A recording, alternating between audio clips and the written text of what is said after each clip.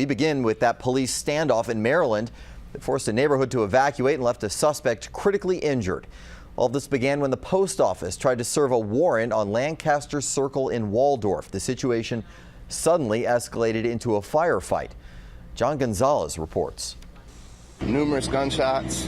It was definitely a semi-automatic weapon. Waldorf resident Jason Hancock rushed outside to see what was going on. He was quickly ordered back in his home.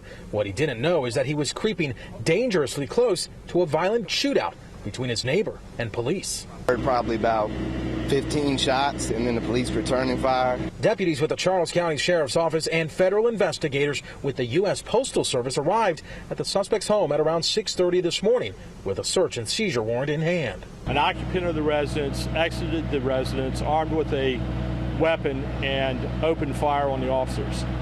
Officers exchanged gunfire with the occupant of the residence.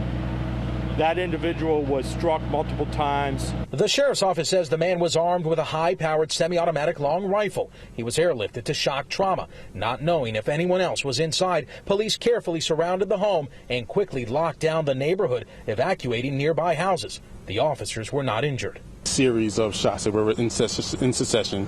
Well, bow, bow, bow, bow, bow.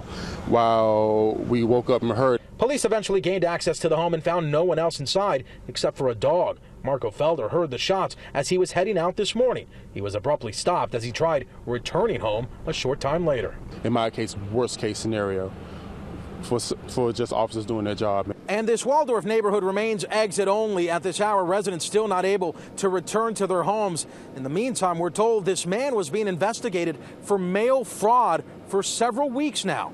He is in critical condition at this hour, suffering life-threatening injuries. In Waldorf, John Gonzalez, ABC 7 News.